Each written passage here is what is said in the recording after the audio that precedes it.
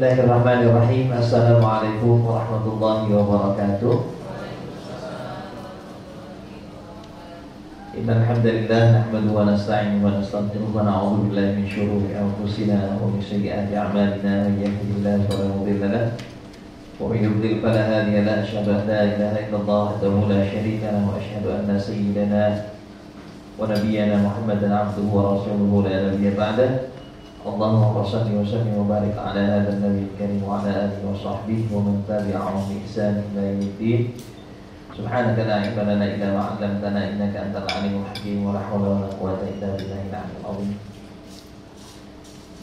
Yang kita hormati Fadilul Mukarram Ustaz Joko Sugiharto dan Dr. Mardhahar serta Fadilul Mukarram Ustaz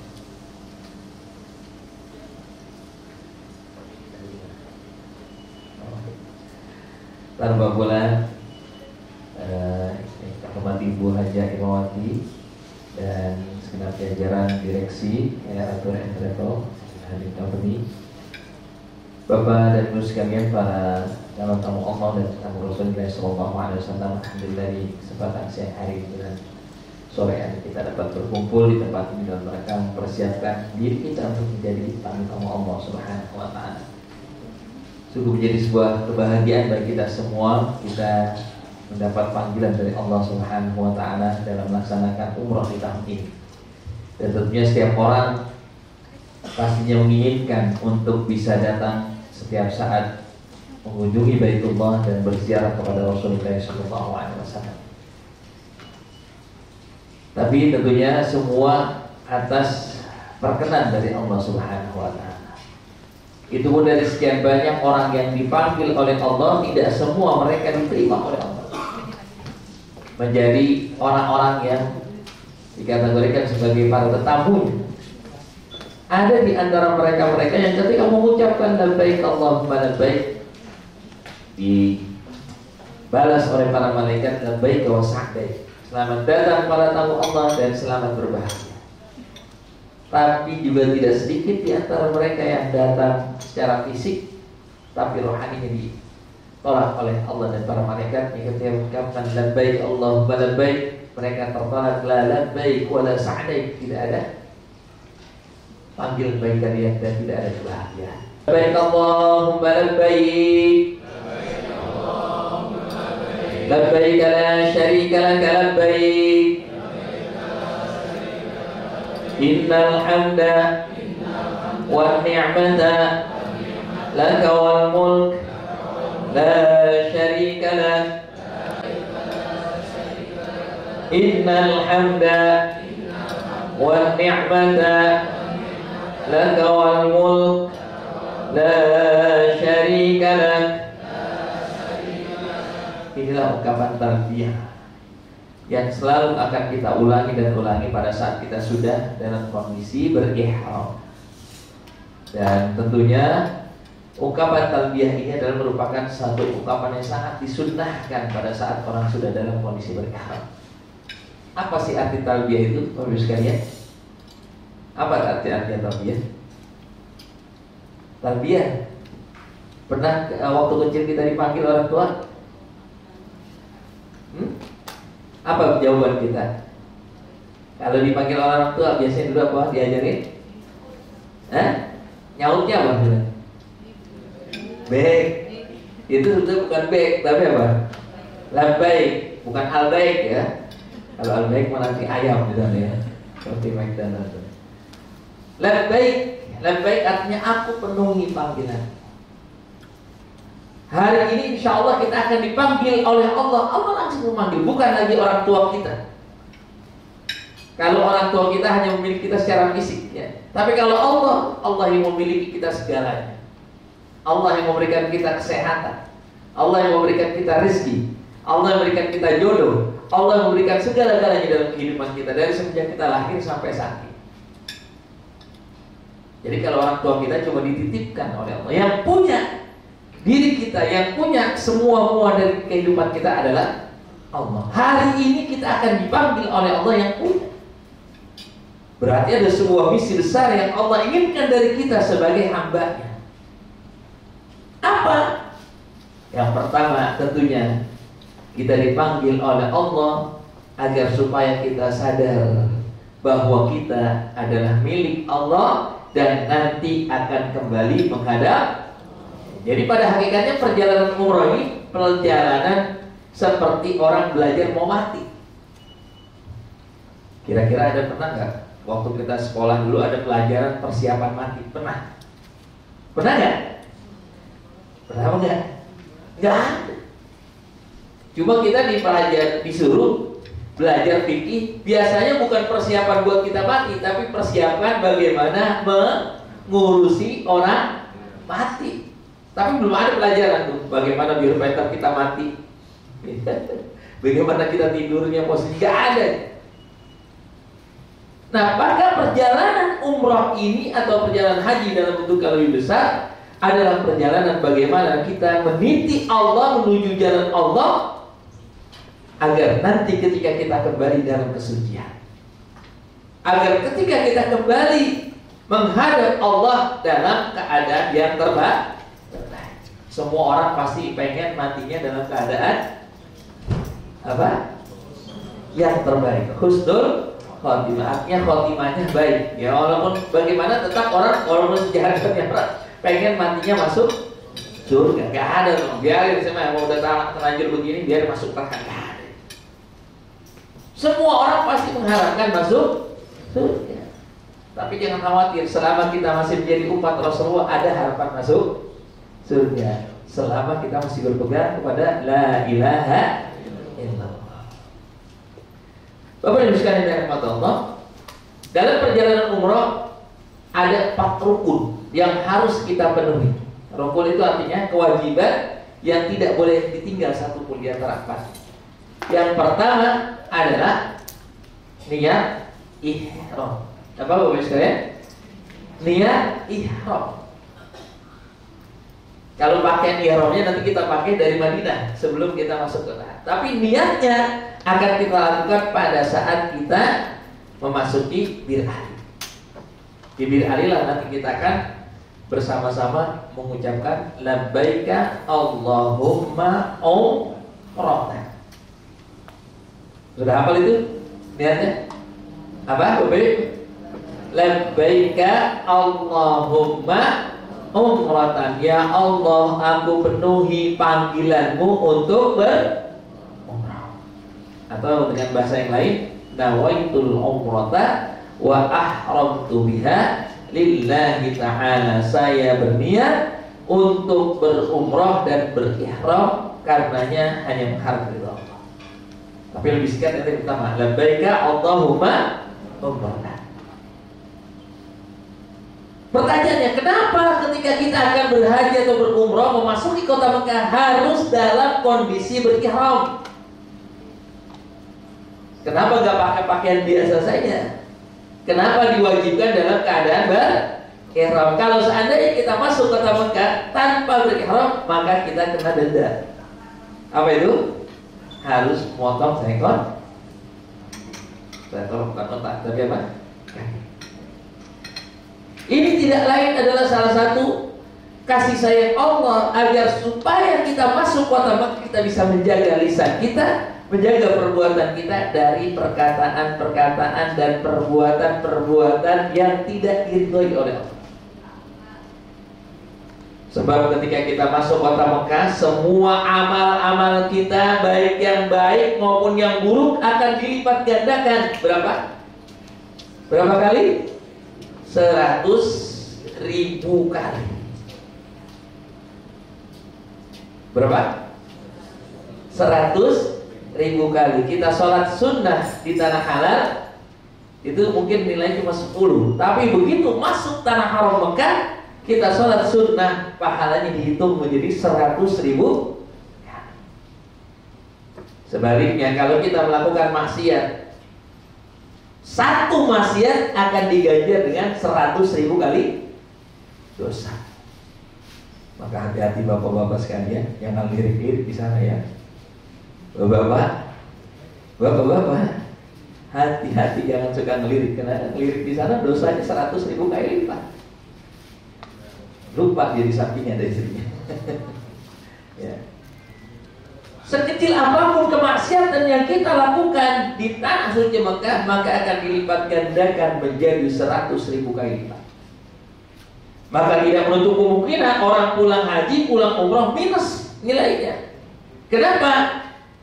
Kenapa? Ibadahnya jarang-jarang, males-males, sementara maksiatnya jalan terus. Maka jangan sampai kita datang ke sana membawa kemarahan. Kalau kita udah berangkat bawa kemarahan, pasti hari-hari kita dipenuhi dengan kemarahan. Pulang, kalau dia haji, maka hajinya marah, haji pemarah. Ya. Jangan sampai ya, Bapak Ibu sekalian. Maka disinilah kita dianjurkan, diwajibkan berpakaian ihram agar kita terjaga, kita terlindungi dari perbuatan-perbuatan itu. Ya. Yang kedua, kenapa harus dalam keadaan berihram? Tadi saya ingatkan di awal bahwasanya pakaian ihram itu mengingatkan kita kepada kondisi di mana satu saat kita pasti akan kembali menghadap kapan? Kapan? Kapankah? Maka pakaian juga namanya kain kapan. Kain kapan itu apa? Ya kapan-kapan dipakainya. Gak ketahuan. Yang setiap orang juga nggak mau, ya. Saya belum pernah tuh melihat ada praktek ya orang jadi mahir, kecuali orang bercanda ya. Tapi kalau sesungguhnya mereka pasti takut, ya. Kecuali mereka yang sumpah pocong, ya. Gak tahu dari mana asalnya sumpah pocong. Jadi ini mengingatkan kita pada kematian. Kalau orang sudah ingat mati, maka dia tidak akan macam-macam, tidak akan neko-neko dalam hidup. Kalau orang betul-betul sudah mengingat mati, maka dia tidak akan korupsi, dia tidak akan melakukan perbuatan dosa besar, termasuk barangkali dosa besar yang menjadikan orang itu macam-macam karena dia lupa akan kalimat tadi talbiyah, labbaik Allahumma labbaik, labbaik la syarika laka labbaik, innal hamda wan ni'mata laka. Sesungguhnya segala puji, sesungguhnya segala kenikmatan hanya bagimu. Wal mulk, begitu juga semua kekuasaan, kerajaan, kepunyaan hanya milik Allah. Jadi kita ke sana cuma bawa badan. Harta yang kita keluarkan untuk membayar ongkos umroh itu punya siapa? Punya siapa? Punya Allah. Kita cuma dititipi. Kesehatan yang kita rasakan Allah yang beri. Pakaian yang kita gunakan Allah yang kasih. Teman saya hasil dari saya kerja. Banyak orang kerja tapi dia gak punya duit. Banyak gak? Orang kerja mati-matian tapi gak punya duit. Ada? Banyak. Tapi Allah kasih kesempatan kita pekerjaan yang baik itu sebagai wasilah. Maka jangan pernah sombong. Kalau kita merasa kaya, Allah maha kaya. Kalau kita merasa hebat karena keturunan kita, Allah maha tinggi. Allah maha berilmu, Allah maha segala-galanya. Yang bagi Allah, kalau Allah berkehendak dalam satu hitungan detik, maka semuanya hancur, hilang semua. Orang hebat, terkenal, cerdas, pintar, begitu kejadian kecelakaan, jedak, geger otak, kira-kira jadi orang pintar kan? Jadi orang bloon, celaka pelongo. Kenapa? Itulah kalau Allah sudah berkehendak. Orang kaya raya, tiba-tiba terjadi apa? Kebakaran, habis semua. Ya, habis semua. Maka itulah jangan pernah kita datang ke sana kita hanya membawa diri kita. Yang kedua, kita hanya membawa dosa menghadap Allah, betul? Ada di sini yang gak merasa berdosa? Bapak Ibu, ada yang gak merasa berdosa? Setiap saat, setiap waktu kita membawa dosa, makanya kita mohon kepada Allah di sana, mohon ampun. Di samping kita merasa mohon syukur kepada Allah, mengucap syukur atas segala nikmat yang Allah berikan, juga kita mohon ampun kepada Allah karena kita datang ke sana membawa dosa, agar dosa-dosa kita diampuni oleh Allah Subhanahu wa taala, dihabiskan oleh Allah. Makanya kita di sana, semua yang ada di sana itu mengarahkan itu. Kita tawaf, kita ngelilingi Ka'bah, di Ka'bah itu ada satu benda yang bisa nyedot dosa. Apa itu? Hajar Aswad. Ketika selesai dari hajat kita tawaf, disuruh kita minum, disunahkan minum air Zam-Zam. Itulah salah satu air yang bisa menghilangkan dosa. Bukan hanya menyehatkan badan kita, tapi juga menyehatkan rohani kita. Maka jangan heran kalau kita waktu di Mekah atau di Madinah kita rajin ibadah, begitu pulang mulai kendor. Kenapa? Kenapa sebabnya? Udah gak minum air zam-zam lagi kita. Makanya kalau bisa banyakin tuh bawa pulang air zam-zam. Kan jatahnya cuma dapat 5 liter. Bagaimana caranya Ustaz? Gampang. Ya, gampang. Gimana caranya? Umroh lagi. Belum pas mau habis umroh lagi kan. Mahalan biayanya enggak, insyaallah. Jadi kalau mau bawa pulang bawa aja tuh yang botol 500 ml atau 100 ml, bawa itu isi. Tapi jangan ditaruh di tas ya, ditenteng aja ya. Ini rahasia ya. Coba kalau ditaruh di dalam tas besar biasanya suka bermasalah. Tapi kalau ditenteng dengan aman, insya Allah. Baik. Begitu kita sampai di kota suci Mekah, Bapak Ibu sekalian, maka mulailah perjalanan umrah kita dalam rukun yang kedua, yaitu tawaf. Apa itu tawaf?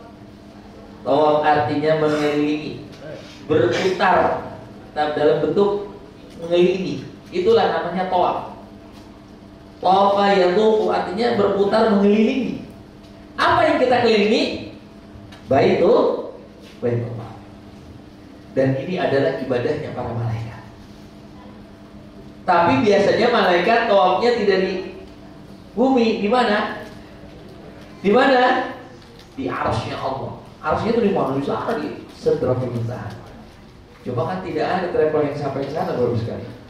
Makanya min hikmatillahi azza wa jalla, Allah perintahkan malaikat Jibril alaihissalam untuk meletakkan satu bangunan atau membangun satu bangunan di bumi, yaitu berupa Baitullah sebagai simbol itu arsy-nya Allah di bumi. Jadi kalau ditarik lurus dari Ka'bah ke atas, persis itu di atas adalah merupakan arsy-nya Allah. Maka yang menghubungkan antara langit dengan bumi adalah Ka'bah. Itu alasannya kenapa kita selalu dianjurkan bertawaf. Kalau orang udah gak yang lagi bertawaf, hancur bumi.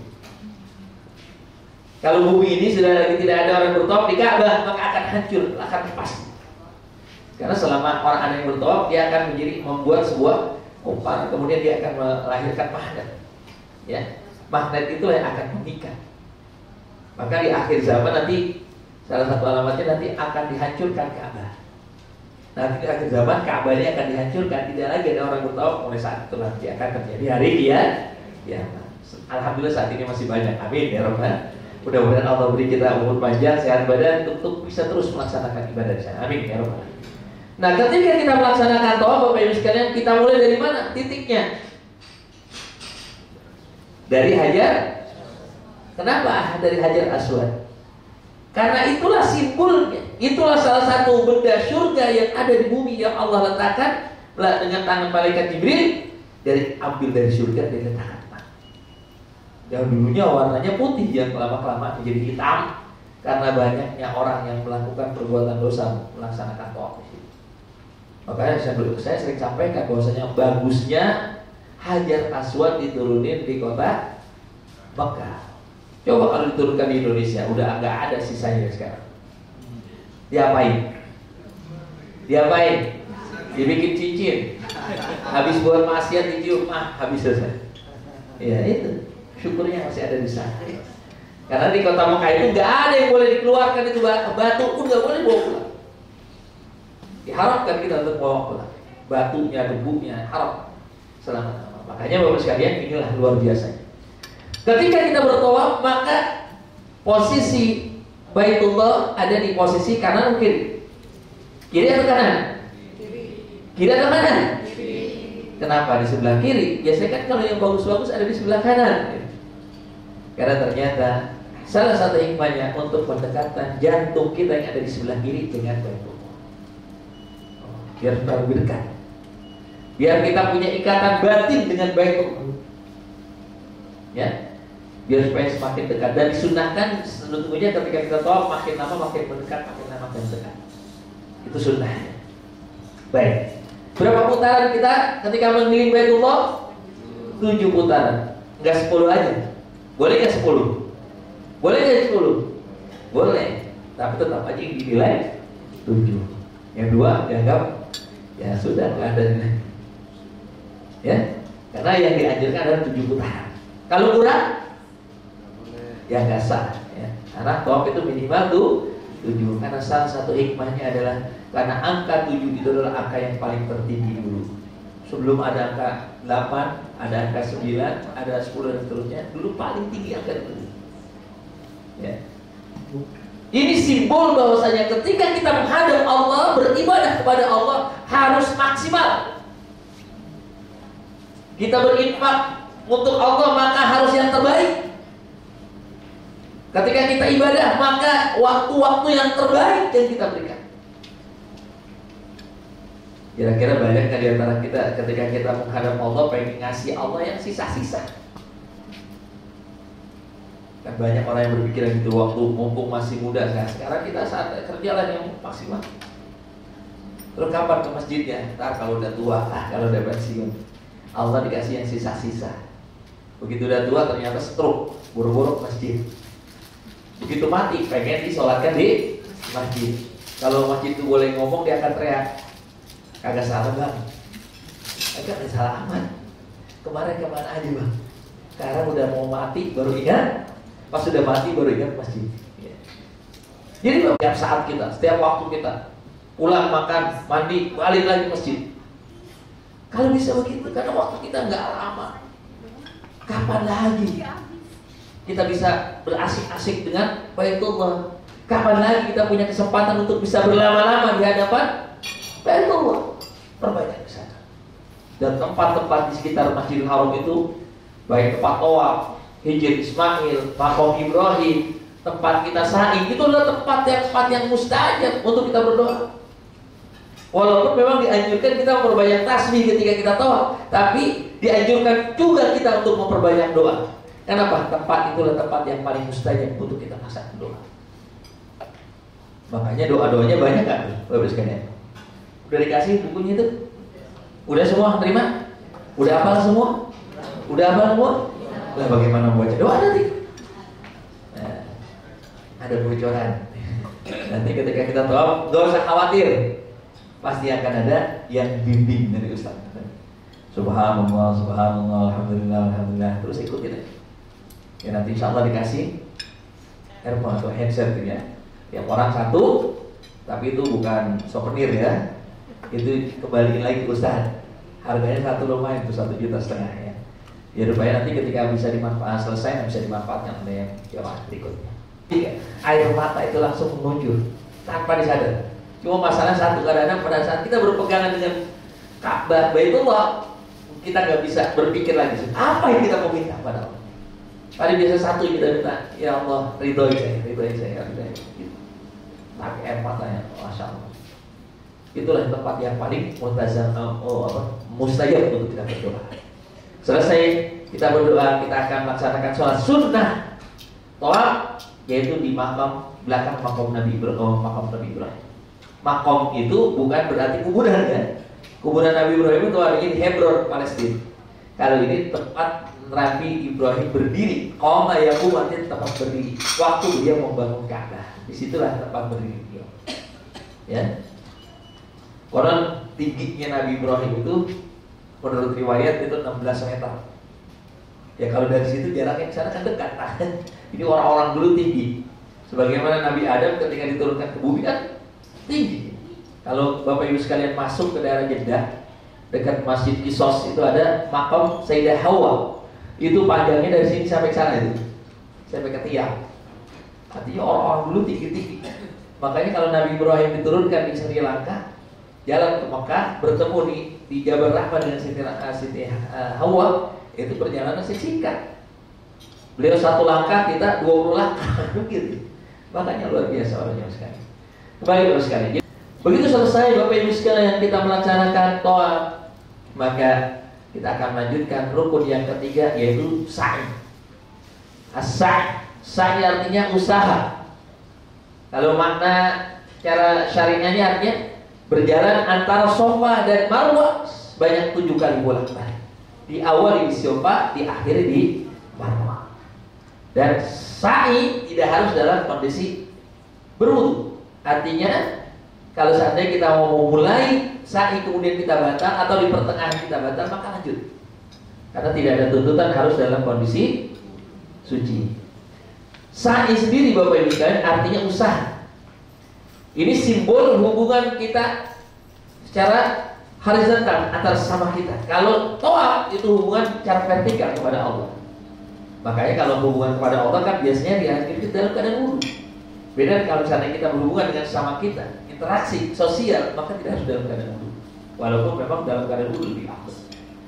Nah, sebelum kita memulai sa'i, kita akan masuk ke wilayah yang namanya sofa. Di buku sofa itu kita dianjurkan menghadap ke Baitullah. Ini menjadi simbol bahwasanya di dalam kegiatan aktivitas keseharian kita, dalam usaha kita, entah itu kita sebagai seorang guru, seorang pengusaha, ataupun profesi kita yang lain, maka mulailah segala sesuatunya sebelum kita melakukan aktivitas sehari kita menghadap Allah. Makanya nanti Bapak sekalian, sebelum kita mulai kita menghadap ke Baitullah dengan bacaan Daudi Mubarak Allah bihi wa rasul inna safa wal marwa min sya'airillah wa man hajjal baita aw tamar fala junaha alayhi an yatafa bihi wa tatawwa khairan fa inna Allaha syakirun alim. Allahumma seterusnya. Barulah kita memulai bergerak menuju Marwah. Safa sendiri artinya adalah kemurnian, kesucian. Maka mulailah usaha kita, aktivitas kita, pekerjaan kita dengan kemurnian niat. Agar supaya apa? Agar sepanjang perjalanan hidup kita, aktivitas keseharian kita menjadi ibadah. Ini yang kadang-kadang kita sering lupa. Ketika kita mau bekerja, kita lupa menyebut nama Allah. Sehingga dalam keseharian kita bekerja, ya hanya bekerja. Padahal kalau kita mau mulai langkah kita dari rumah, menuju pekerjaan kita, menuju tempat usaha kita, menuju ke tempat aktivitas kita, menyebut nama Allah, menghadap Allah, maka sepanjang perjalanan kita keluar dari rumah sampai kita kembali menjadi ibadah. Subhanallah, ini yang sering kita lupakan. Pada saat kita melewati ada lampu hijau nanti di atas. Kalau dulu pilar hijau, tapi sekarang sudah diganti dengan lampu hijau di atas kita tuh kayak itu, ya. Tuh kelihatan warnanya neon warna hijau. Maka dianjurkan kita berlari kecil atau bagi perempuan berjalan cepat. Kenapa? Karena dulunya itu adalah merupakan batu luar di tempat yang paling rendah di antara Safa dan Marwah. Ini menjadi simbol ketika Allah mudahkan urusan kita dalam usaha kita, dalam aktivitas kita, maka percepatlah menuju Allah.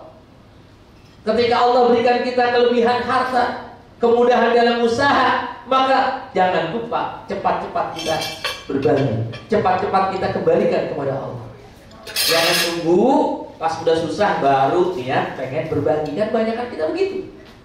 Waktu lagi enak hidupnya, yang dipikirkan bagaimana buat dunia, buat ini dan sebagainya. Pas sudah susah baru pengen, ya Allah, ntar kalau seandainya saya udah dapat ini baru. Ini simbol. Maka kita akan memulai perjalanan kita dari Safa dan diakhiri di Marwah. Ini berarti orang yang selalu ingat Allah dalam setiap usahanya, maka dia akan mudah untuk meraih apa yang dia cita-citakan. Marwah artinya tergapai segala apa yang jadi cita-cita. Nah, nanti di Marwah barulah kita akan melaksanakan rukun yang keempat, yaitu tahallul. Dengan tahallul berarti selesai sudah perjalanan umrah kita. Bagi Bapak Ibu sekalian yang pengen pulang ke Jakarta, silahkan pulang. Ada yang mau gitu? Ada yang mau pulang duluan? Karena sudah selesai. Ziarah ke Madinah sudah, umrahnya sudah, tinggal pulangnya. Tapi sayangnya, karena program kita di sana selama 4 Ngapain setelah itu? Perbanyak ibadah. Dan tahallul maknanya artinya menghalalkan. Menghalalkan dari apa? Dari apa-apa yang diharamkan, yang dilarang pada saat kita sudah niat ihram dari Bir Ali menuju ke kota Mekah. Pada saat kita tahallul maka sudah semua menjadi halal. Makna yang kedua, kalau diartikan sa'i itu dari usaha, maka hasil usaha kita yang kita raih dari kerja kita, dari capeknya kita, maka tidak akan menjadi halal sebelum kita potong, sebelum kita keluarkan.